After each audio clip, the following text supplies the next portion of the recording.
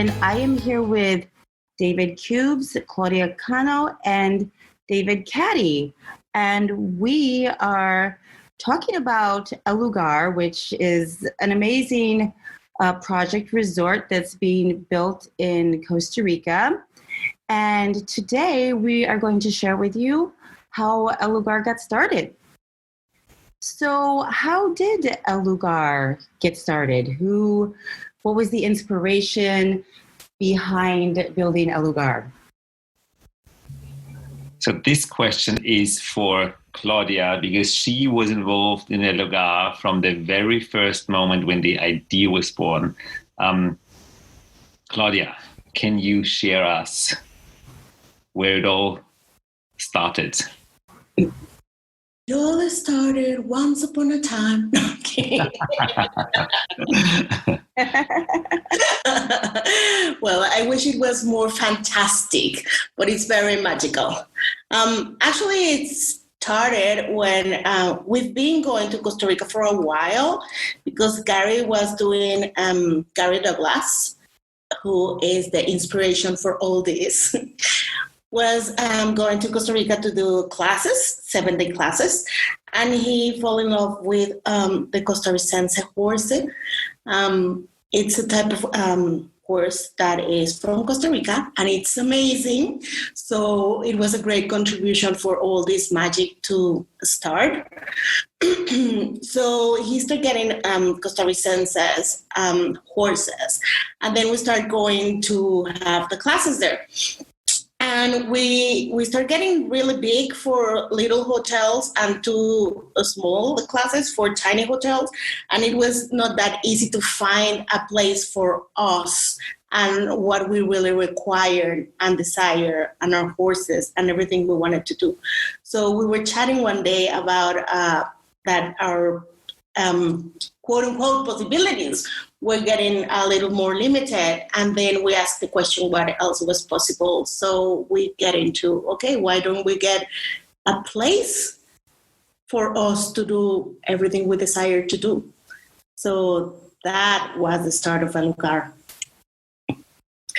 It doesn't sound very idyllic, but it's really magic. So it was more or less a practical solution. It was very practical, exactly. So here's where the magic started, and I know it's interesting just talking about this magic, but I think magic and miracles are everywhere, every single day. So we got into that. We'll have to find a place, and Gary asked me to start looking for places. So I was very, very busy, so I just scheduled things like to go for a weekend and look for places and then come back. So the first time I went there, I saw almost 100 properties everywhere in Costa Rica for a few days. It was very insane and amazing because the minute I was in every property, I will go like, yeah, this will work. No, this won't. And I will send whatever I think it will work to Gary, pictures, and chat with him every single day. And we will go like, this might not. That's how we start like, quote unquote, selecting and choosing what will work for us. And the last day I was there, I was going to get into my shuttle to go to the airport. And someone gave me a call, someone we knew like for ages, and he knew for some reason that we were looking for a property. So he called me and he said, there is a property that the owner is considering selling. He's not sure about selling it now, but he is really considering it. So it's not listed. It's like, it's not public, nothing. Do you want to come and see it? And there was this in my universe. So I said, yeah, even though it was like super tight for me to go to the airport because it wasn't that close to where the airport is. So I went to see the property, and the minute I get out of the car, it was amazing. I just felt like I was home. And not when you get home after a while, like, oh, finally my things and stuff. It was like, I'm home. This is quote unquote where I belong. This is the place I knew I was coming from, there's no words to explain it. It was just like, I'm home. And I feel like the land and everything in it just hugged me. So I was there just for 2 seconds and I said, I will come back because I really want to catch my flight.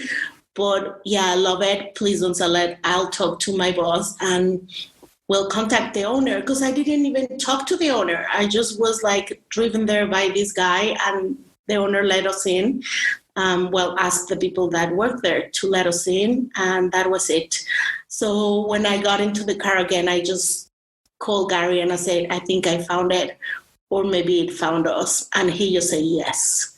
So that's the way it started many, many years ago. That's amazing. Thank you for sharing that, Claudia.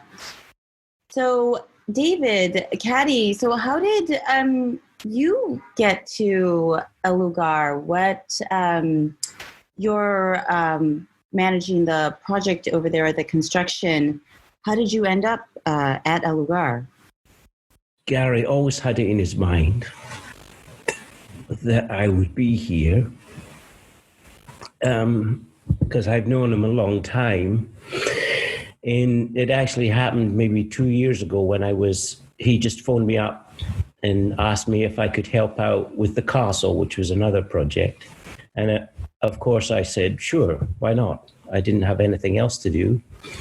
So that project got finished, and then everybody just kind of assumed that I would come to El Lugar when it started. And so I was like,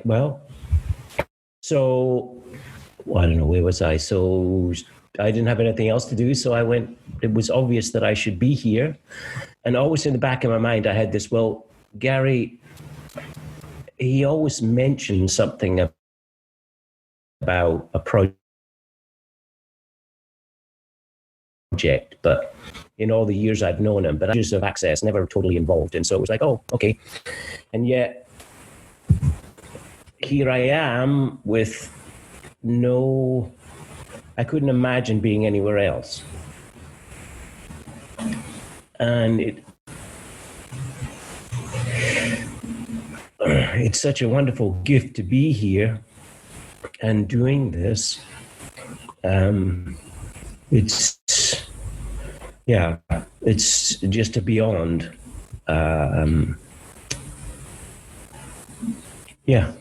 So I'm here because he's known all along that I would be here.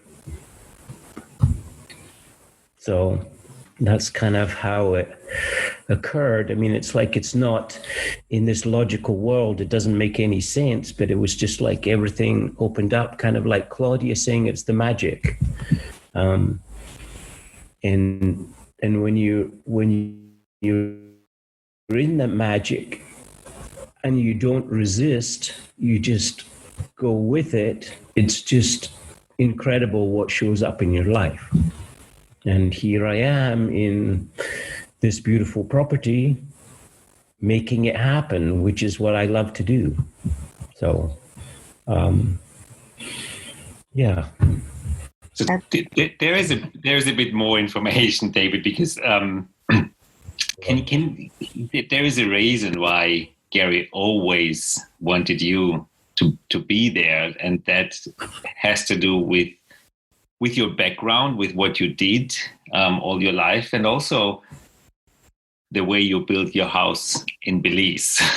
Can you share with us a little bit about your technical background as a construction guy, and what you love about construction, and what's your favorite material? Because I think that's what makes it so clear that you are the one being there. Gosh, when you're being yourself, it's hard to know you're being different. Well, you are very different, David. And sorry to jump in here. I am doing the legal part. I'm the lawyer of that project, and I did many I want to say similar projects, meaning, a client asked me to set up a structure to build a hotel or a building. So I know what people normally do and look for. But the way you, David, the way you deal with projects, the way you manage projects, you are very, very different. And I learned this from you when I heard you talking about wood and the way you build your house. So I would love to hear that again. How you see nature, how you see building, how you deal with that. Well, so I always wanted to use my hands into building my life. So I've spent my life pursuing building, and because I was in North America, it's always wood. And so I've come to, from the whole stretch of experience from when I first was building, it was all about the practicality of everything. It's like, well, why do that when you can make it much simpler and do this? To the opposite extreme now, which is the aesthetics of everything. And in building my own house, the underlying desire in my life to build was to always build my own house, but I gave up long ago on that. And then things changed in my life, and we got an opportunity to move to Belize, and I got to design and build my own house. So it was like, for the first time in my life, I got this blank sheet of paper. And it was like, well, what do you want? So for me, the first thing is the climate. It's like, well, in Belize, it's like in Costa Rica here. It's a tropical climate. It's like, so if we're going to live in a tropical climate, let's make the most of that climate. So for me, it was designing a house that could be cooled by everything that's natural around it, the shade, the breeze, the number of windows, how you orient your house.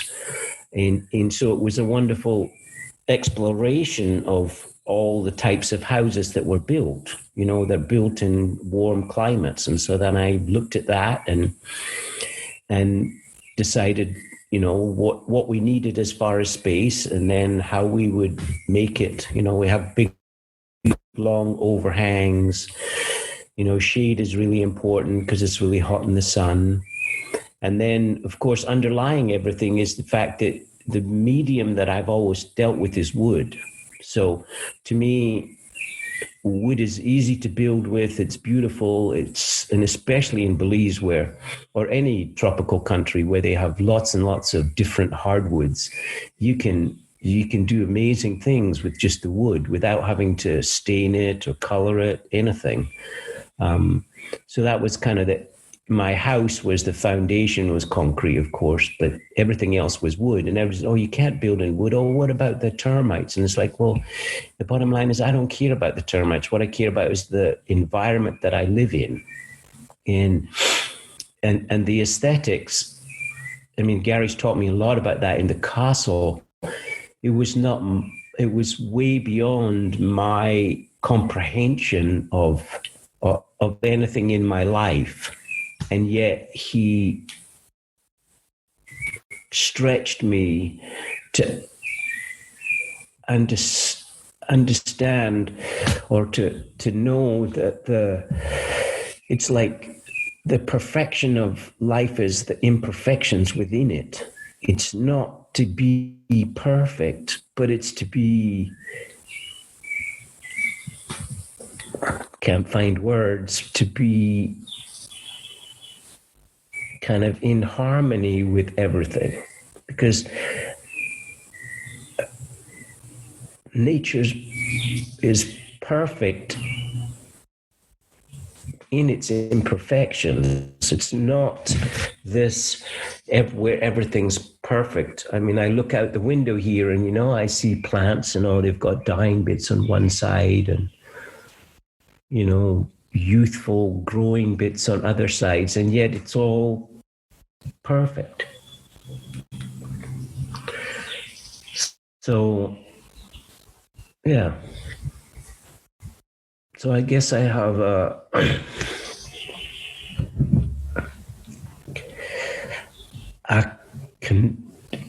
connection to nature that I've always denied.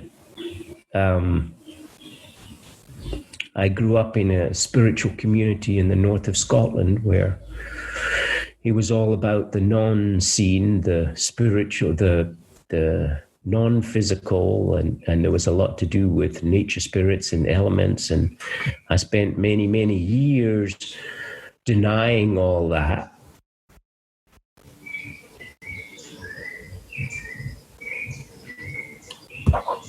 Only to come full circle and find, oh,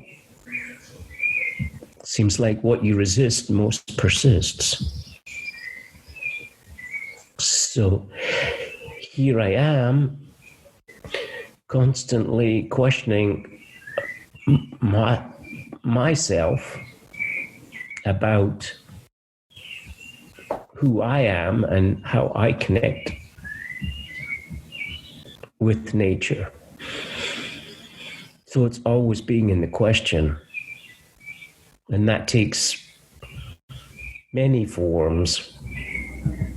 And it's always, well, I couldn't imagine being anywhere else than being here right now.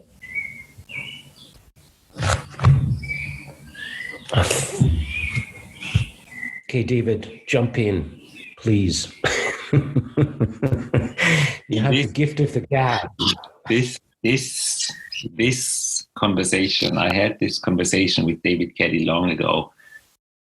And this is when it totally made sense for me as the project lawyer to put in a clause in everyone's contract who is involved in this project that if they don't do what Caddy knows, they're out. Because this is what a lugar shall be. We call it building in communion with nature, building in communion with earth. And it's not one of those fake slogans that you put out to kind of pimp up your social image or your green thumb or all that stuff that the big companies do. This is more than just talking about it. This is being it and instituting it. And by having David Caddy there, being it and giving him actually authority to build every building, every street, every bridge, every pathway, the way he perceives it, the way he would do it. This will turn this place into something so unique. You're looking for a 5-star plus hotel that's perfectly manicured, like a Ritz-Carlton in Dubai. Not going to happen. As David said, the beauty will be the experience you have, that being in communion with nature, the imperfection that makes it so perfect, the imperfection of everything, to see the beauty in everything, to be the invitation that you don't have to be perfect. You don't have to match the image of perfect of this reality. We all know what you have to have, how you have to look like, how your body needs to look like. All these pressure that's put on your back when you grow up, what job you need to do, what clothes you need to wear, and all that stuff. Look at Instagram and Facebook today. Everybody is desiring, perfection. That's unkind to yourself. And this is how people build today. In order to create something perfect, they are unkind to nature. And the idea of Elugawa is to set an example that the different possibility is available to us. We don't have to destroy nature when we build. lots of projects cover up all the mess they made afterwards and make it look beautiful. We are doing it different. We are building it in communion. We are taking care of it. We are including it. We are not cutting a single tree. We're not leveling out hills. We follow the natural breathe. David put the houses together with the architects in a way that the breeze and the sun and the shades, all of that had priority. And the view as well, but not first priority. So we are doing it very, very different. We're doing it in a way that we honor nature, knowing that by doing so, nature will honor us. And the way I see it happening, as Claudia said when she found it was a miracle, there is it's a roll of miracles. It's an ongoing miracle. No matter what issue comes up, it all resolves itself. There has been no roadblock in a hotel project in Costa Rica, which is surrounded by a national park. There is an authority in Costa Rica, it's called SETENA. Costa Rica is very, very proud of its environmental laws, and they have their own ministry. You are not allowed to build a hotel without a deep research and check of the SETENA ministry. They ask, I think we had to do like 17 or 18 specialists' reports about how the project will influence the air, the economic system, the water, the land. They wanted to know everything. And everyone who found out that we're building in Costa Rica, they all went like, good luck with SETENA, because we didn't know that they were so complicated and so difficult, but with us they weren't. It took us a little longer than expected, but at the end we found out why, because there were easier ways around everything. And we got our license, we got everything approved. And the one thing is, they couldn't believe that we don't cut a single tree. And this is why they sent their own inspector and said, are they fooling us? Why would they do that? And then when they came, they were, wow, they were speechless. That's wow, that's really different. And this is what's happening. This is what's showing up on the way through. And even now, as we started construction, we are in an area where you have 80% rain every day. And when you build the roads and put the infrastructure in, and David, you can talk about that as well. It's difficult to dig and build roads in a muddy surrounding where it rains 80% of the day nonstop. We started construction on March 12th, and there was no rain for 3 weeks.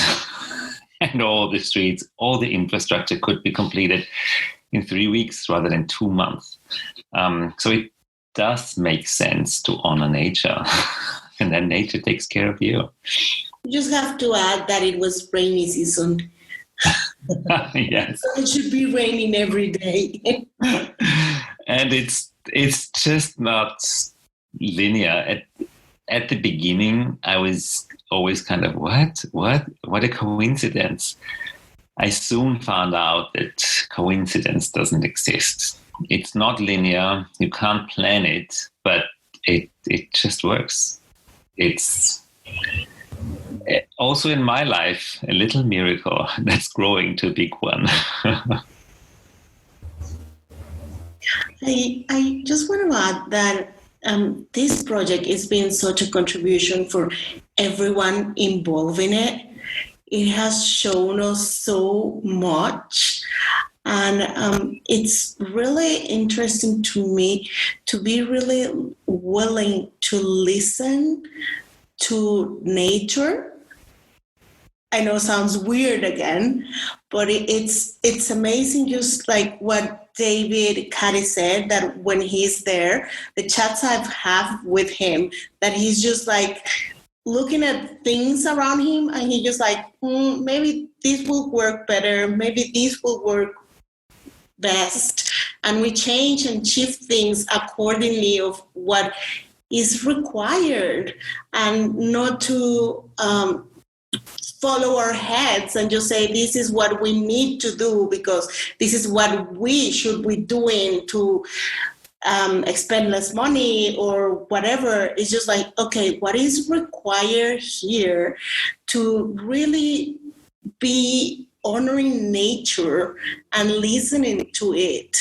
And nature always has your back too when you do that. It's amazing. It's totally magical. David, do you want to add anything to that? Well, just an example, the person, the Costa Rican that I'm working with here, we were on the phone yesterday and he's like, oh, this is great. There's no resistance. There's no, it's like we're both working together. We both know what each other's thinking. This is just a guy out there. And I mean, he's built lots of roads and things. I haven't built that many roads, but my point of view is that what's the point of being right and proving you're right when really all you need to do is to keep moving forward? What creates more for the project? There's no right or wrong. There's only what creates more. And he's so easy to work with, and I'm easy to work with for him because I'm not wanting to be right all the time. I just ask him, well, what would you do here? Or, well, I would do this, and I listen, and then we make a choice. And I don't know, it's very easy. He's a very easy person to work with. We're not into proving our right and wrongness of life. And at this point in both of our lives, it's like we don't have anything to prove. It's great. It's wonderful. I mean, I don't have anything to prove. I just know, I don't know what it's going to look like in detail. All I know is that it's wonderful to be here doing it. And I'm always amazed. Yeah. And something that it's like palpable there is also that everyone involved in this project at this point has the same point of view. We don't have anything to prove. We're just doing this because we love it, because it's something that we're enjoying and we love nature. And I guess all of us are totally in love with this project. Maybe I'm just talking for me, but it's No, Claudia, you're talking for everyone involved. Yep. Gary Douglas always says that everything he learned in business, he learned from a horse. I have to reframe it a little bit. Everything I learned in business and negotiating, I learned from El Lugar. It was mind-blowing and world-changing for me, from a business side, dealing with authorities, with contractors, with banks. It was amazing how it even works there in that area. So it's way more than just a spiritual energy airy-fairy. No, we are doing what every other project does as well. We need our licenses. We need to pay money. We need to have a bank account. We just do it different. And it's just, but as I said before, whatever issue shows up, as if by magic, something shows up, something shifts, something changes, and suddenly it takes us into a direction where we can move on. Sometimes different than we thought, but always forward. There's no stop. There's no back. It just keeps moving. And this is what I so love about this project. It's moving. Nothing can stop it. Sometimes it goes a little slower than we really desire it. Oh, yes, we are impatient, but it's okay. That's so amazing and beautiful, and it's just to hear all of you talk about El Lugar and the amazing place that it is. It's just so moving. It makes me want to cry every time. So thank you guys so much for sharing. Is there anything that anybody wants to add for today? Well, what we will have in the future is we will have some guests on here, people who work on site. We want to introduce to you the people who actually build on site. We want to give you an update on where we are in construction. We want to share all those miracles that show up. So we were planning to do that more often now, like 30 minutes each. So just to let you be part of that beautiful creation, and maybe you can get you one or the other idea and apply it to your own life and see what miracles you can create. So that's our plan. So I hope you enjoyed podcast number 1. There will be more. So hope to have you here again. Thank you, everyone. There will be many more. So yes, thank you, everyone. And we will see you for the next podcast. Stay tuned. And we look forward to seeing you then. Ciao. Bye. Thank you. Bye-bye. Bye-bye. Bye.